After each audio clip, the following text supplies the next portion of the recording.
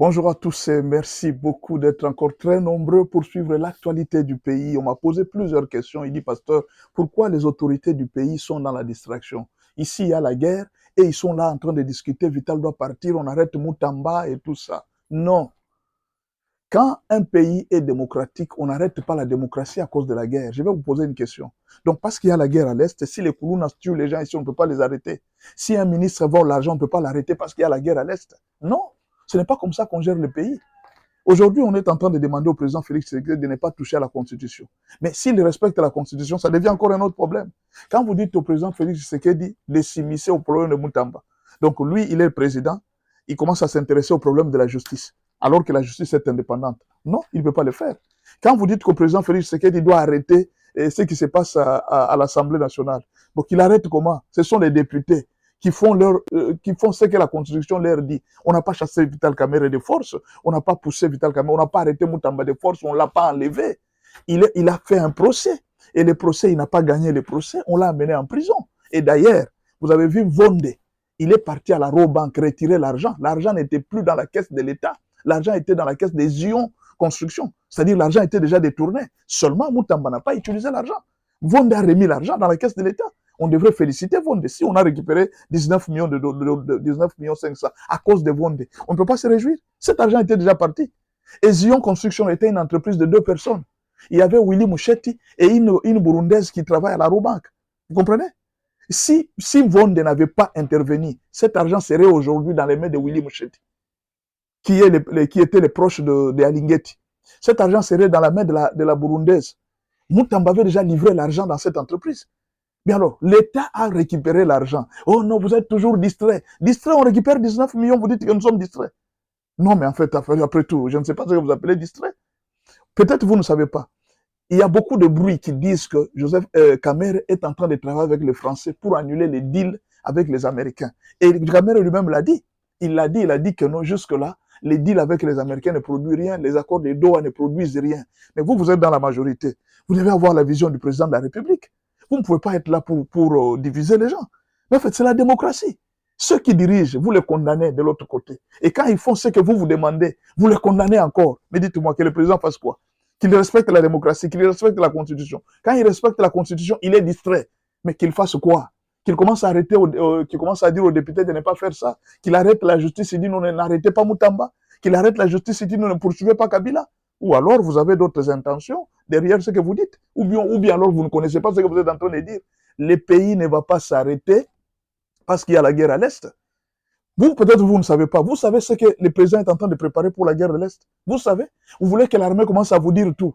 Vous voulez que l'armée passe à la télévision, commence à dire que nous, aujourd'hui, nous sommes en train de faire tel plan. Nous sommes en train de faire tel plan. Vous voulez que l'armée commence à venir vous communiquer. Vous savez ce que le président prépare. On ne sait pas. Mais l'armée ne s'était pas. Ne croyez pas que parce que il y a des gens qui meurent et tout ça. S'il y a des gens qui meurent, pendant que je vous parle, dans l'armée, il y a déjà une très grande infiltration. On va confier la guerre à qui? Mais il faudra sélectionner des meilleurs. On est en train de travailler dessus, on est en train de former des militaires, on est en train de former des pilotes, on est en train de former, on forme chaque jour des militaires pour que cette guerre se termine une fois pour toutes. Et nous, aujourd'hui, envoyer un groupe de soldats, il y a trahison, on a perdu beaucoup de soldats qui sont morts inutilement. C'est une guerre. Nous avons patienté depuis 30 ans. Nous sommes presque à la fin. Pourquoi on ne peut pas être patient? Pourquoi c'est seulement aujourd'hui que les gens sont pressés? Pendant toutes les 30 années ici, personne n'était pressé. C'est seulement aujourd'hui que tout le monde commence à être pressé. Non. Les deals avec les Américains. Là, les Américains, c'est l'administration. Les administrations anglophones ne sont pas comme les administrations françaises, francophones. Et puis, le gouvernement américain ne travaille pas comme le gouvernement congolais. Pour qu'un deal soit signé, il faut des études et des études. On appelle plusieurs experts pour que demain, ils ne puissent pas regretter. Vous voyez pourquoi les gens comme Bill Clinton n'ont pas voulu cette histoire de deal. Ils ont voulu passer par le Rwanda parce qu'ils savent que ça prend un peu de temps. Vous comprenez? Ça prend un peu de temps et puis il y a beaucoup de contrôles. Quand il y aura tuerie des gens, on peut arrêter les gens et tout ça. C'est pourquoi ils ont dévié, ils ont travaillé avec le Rwanda pour avoir les minéraux sans être contrôlés. C'était ça le souci. Mais ce que le président Félix est en train de faire, c'est que les minéraux seront sous le contrôle des États-Unis. Ce n'est pas facile que les choses se passent facilement comme ça. Et en plus, pendant que nous sommes là, il y a deux gens qui sont en train de saper ce que le président est en train de faire. Et parmi ces gens, on est en train de citer aussi M. Vital Kamerhe. C'est pas moi, ce sont eux-mêmes les politiciens qui le disent. Alors, je vais tirer juste des leçons par rapport à la situation de Vital Kamerhe. C'est ça, en fait, ce que je vous ai appelé pour parler un peu de leçons par rapport à la situation de Vital Kamerhe. La première leçon que vous devez tirer dans la vie, premièrement, un président, quand quelqu'un est chef, il n'est plus ton ami. Vital Kamerhe a voulu continuer l'amitié avec Félix Tshisekedi. Non. Quand quelqu'un est au pouvoir, quand quelqu'un gère une nation, il n'est plus ton ami. Rappelez-vous de ce que Kabila avait fait. Une histoire qu'on nous a racontée. Je ne sais pas si c'est Hérodia ou bien quelqu'un qui était avec Mouzé. Ils étaient dans la réunion. Il a appelé Joseph Kabila fiston. On nous a dit que Kabila l'avait fait arrêter. Pourquoi tu m'appelles fiston alors que je suis déjà président de la République? Vous voyez cette histoire, on était amis, vous arrivez, c'est un président, vous le tapez un peu à... Non, c'est mon ami, non. Quand quelqu'un est chef, vous devez garder l'attitude de le considérer comme chef. Kamerhe était un peu plus libre. Il voulait beaucoup privilégier l'amitié avec Félix plutôt que la relation de chef et de subalterne. Ça, c'est très compliqué. Kamerhe était un deuxième président en quelque sorte. Pendant que le président prend ses décisions, lui aussi prenait les siennes. Pendant que le président avait une direction à prendre, Kamerhe aussi avait sa direction à prendre. Dans la politique, il n'y a pas d'amis. Il n'y a pas d'amis. Si le président, si quelqu'un devient président, il n'est plus votre père, il n'est plus votre ami, il n'est plus votre oncle, il n'est plus votre nièce, il n'est plus votre neveu. Il est président tout court. Même si c'est votre papa, considérez-le comme président. Même si c'est votre mari, considérez-le comme président. Sinon, un jour, vous risquez de payer le prix. Il faut faire très attention. Vous risquez de payer le prix. Et parmi les prix que Vital Kamerhe paye, c'est celui-là aussi. Considérez-le comme président. Ne considérez pas l'amitié. Un président n'a que 3 amis. La loi ou la constitution, le pouvoir, n'est-ce pas? Et tout celui qui travaille pour faire marcher ces choses. Ce sont les amis du président. Si tu travailles pour protéger son pouvoir, vous êtes des amis. Mais si tu veux travailler pour l'éliminer, même si tu es son frère, il va te faire disparaître. Donc il faut faire très attention. Les relations d'amitié dans le pouvoir n'existent pas. Deuxième leçon.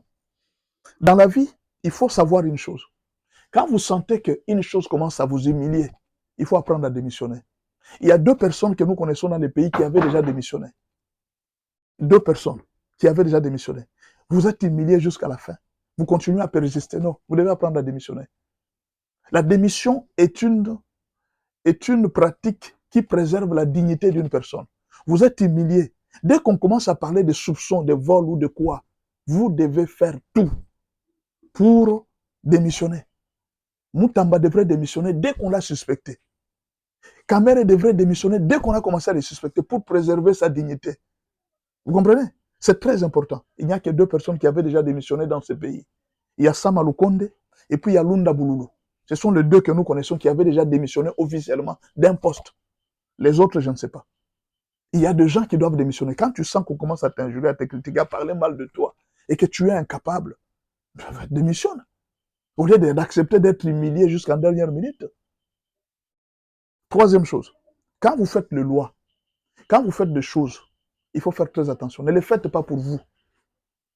Ne faites pas des lois en fonction de vous. La Kabylie avait fait cette erreur-là, en faisant des lois en fonction de Joseph Kabila. Il faut faire très attention. Ne faites pas de loi en faveur... Ils ont fait la loi en faveur de Joseph Kabila. Ils ont oublié que cette même loi qu'ils ont fait, un autre président pouvait venir. Et il va profiter de cette loi plus que Joseph Kabila. C'est-à-dire, les prérogatives qu'on a données à Félix Tshisekedi étaient très fortes. Parce que les gens qui avaient fait la constitution, ils l'avaient taillé sur mesure en disant que Kabila va rentrer, il va profiter de cela. Voilà pourquoi ils avaient fixé les salaires du sénateur à vie, ils avaient fixé tous les avantages d'un président. Et ces avantages-là, c'est une autre personne. Ils avaient pensé qu'ils ont fait la loi pour eux, mais cette loi a fini dans les mains d'une autre personne. Et là, il faut faire très attention. Et le dernier conseil, la dernière leçon que je vous donne, dans la vie, et ça je donne à ceux qui dirigent, même aux politiciens, chaque fois que vous avez un plan A, prévoyez toujours un plan B. Vous comprenez? Chaque fois qu'il y a un plan B, un plan A, prévoyez un plan B. Aujourd'hui, le président Félix est là. Il est en train de faire aussi un effort de conserver son pouvoir. S'il rate de changer la constitution, il doit en même temps préparer un plan B, de préparer un très grand dauphin. Il faut faire très attention, c'est très important d'avoir un très grand dauphin. Et c'est très important. Si vous n'avez pas le plan B, préparez aussi le plan C. Aujourd'hui, l'UDPS doit préparer le plan B parce que le jour où Félix va quitter le pouvoir, il aura des poursuites, il aura des menaces terribles. Vous devez préparer un autre plan B au cas où la Kabylie avait échoué.